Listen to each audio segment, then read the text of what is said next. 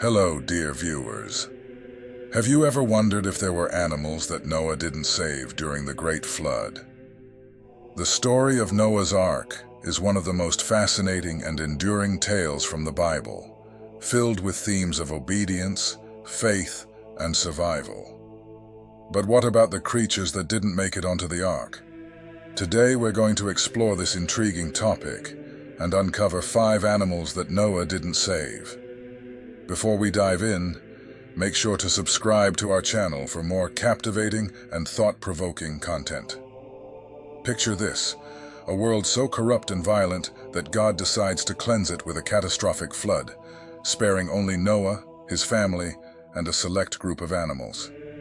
As the rain begins to fall and the waters rise, only those inside the ark are safe. But what about the animals left behind? Were there creatures that couldn't be saved? What happened to them? Let's dive into the biblical narrative and explore the mysteries surrounding Noah's Ark. The story of the Great Flood is found in the book of Genesis, chapters 6 to 9. According to the Bible, humanity had become increasingly wicked and corrupt, prompting God to cleanse the earth. Genesis 6:5-7 states, "The Lord saw how great the wickedness of the human race had become on the earth, and that every inclination of the thoughts of the human heart was only evil all the time. The Lord regretted that he had made human beings on the earth, and his heart was deeply troubled. So the Lord said, 'I will wipe from the face of the earth the human race I have created, and with them the animals, the birds, and the creatures that move along the ground, for I regret that I have made them.'" In the midst of this widespread corruption, Noah stood out as a righteous man. Genesis 6:9 describes him as a righteous man, blameless among the people of his time, and he walked faithfully with God. Because of his faithfulness, God chose Noah to build an ark and preserve a remnant of creation. Noah obeyed God's command and built the ark, gathering his family and the animals as instructed. Genesis 7:1-4 recounts God's instructions.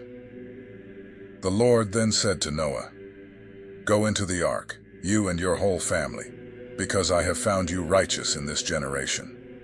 Take with you 7 pairs of every kind of clean animal, a male and its mate, and 1 pair of every kind of unclean animal, a male and its mate, and also 7 pairs of every kind of bird, male and female, to keep their various kinds alive throughout the earth. 7 days from now, I will send rain on the earth for 40 days and 40 nights, and I will wipe from the face of the earth every living creature I have made.'" Now that we understand the story, we will reveal the creatures that didn't make it onto the ark. 1. Dinosaurs. One of the most frequently asked questions is whether dinosaurs were among the animals saved by Noah. The Bible does not specifically mention dinosaurs, leading many to speculate about their fate. Dinosaurs are believed to have existed millions of years before humans, but some creationists argue that they coexisted with early humans and were even present during Noah's time. If dinosaurs were alive during Noah's time, it's possible that they were not included on the ark due to their massive size and the logistical challenges of caring for them. Genesis 6:19-20 says, "You are to bring into the ark 2 of all living creatures, male and female, to keep them alive with you. 2 of every kind of bird, of every kind of animal, and of every kind of creature that moves along the ground will come to you to be kept alive." The focus was on kinds of animals that could repopulate the earth after the flood. It's possible that dinosaurs, if they existed during that time, were considered unnecessary for the new world God was creating. The absence of dinosaurs on the ark could also be seen as part of a divine plan to reset creation, allowing for a different ecological balance post-flood. 2. Mythical creatures. The Bible mentions several mythical creatures that have puzzled scholars and theologians for centuries. Behemoth and Leviathan, described in the book of Job, are 2 such examples. Job 40, 15-24, describes Behemoth as a powerful creature with a tail like a cedar, while Job 41, 1-34, depicts Leviathan as a fearsome sea monster. These creatures are often interpreted as symbolic representations of chaos and evil, rather than literal animals. Given their symbolic nature, it's unlikely that these mythical creatures were included on Noah's Ark. The Ark's purpose was to preserve the natural world and its biodiversity, ensuring the survival of God's creation. Mythical creatures, often seen as embodiments of chaos and destruction, would not have fit into this plan. Instead, their absence from the Ark reinforces the idea that the flood was a means of restoring order and purity to a corrupted world. The symbolic nature of these creatures highlights the struggle between order and chaos, good and evil, which is a recurring theme in the Bible. 3.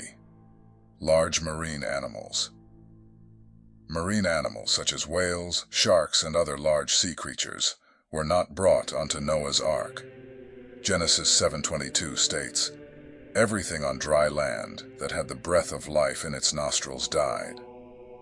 This implies that the flood primarily affected terrestrial creatures, while aquatic life remained in the waters. Since marine animals were already adapted to life in the water, they were not at risk from the flood waters and did not need to be saved by Noah. The Ark was designed to protect land-dwelling creatures and ensure their survival during the flood. The oceanic environment remained a viable habitat for marine animals, allowing them to continue their existence without the need for Ark-based salvation. The distinction between terrestrial and marine life in the flood narrative underscores the unique challenges and adaptations of different ecosystems. 4. Insects and small invertebrates. While the Bible specifically mentions the preservation of animals with the breath of life in their nostrils, it does not provide detailed accounts of insects and small invertebrates. These creatures are essential to ecosystems, serving as pollinators, decomposers, and food sources for other animals. However, their small size and sheer numbers would have made it impractical to bring every species onto the Ark. It's likely that Noah focused on larger, more visible animals, while insects and small invertebrates survived the flood through other means. Many of these creatures could have clung to floating debris or found refuge in microhabitats that remained above water during the flood. Their absence from the Ark narrative highlights the limitations of the story in capturing the full complexity of God's creation. The survival of insects and small invertebrates through natural means reflects the resilience and adaptability of life on Earth. 5. Extinct species. Finally, there were likely many species that went extinct before Noah's time and were therefore not part of the Ark's passenger list. The fossil record shows a history of life on Earth marked by periods of mass extinction, long before humans appeared. These extinct species, from trilobites to saber-toothed cats, represent the ever-changing nature of life on Earth. Noah's Ark was a vessel for preserving the biodiversity of his time, ensuring the survival of species that could repopulate the Earth after the flood. Extinct species, having already disappeared from the Earth, were not part of this divine plan.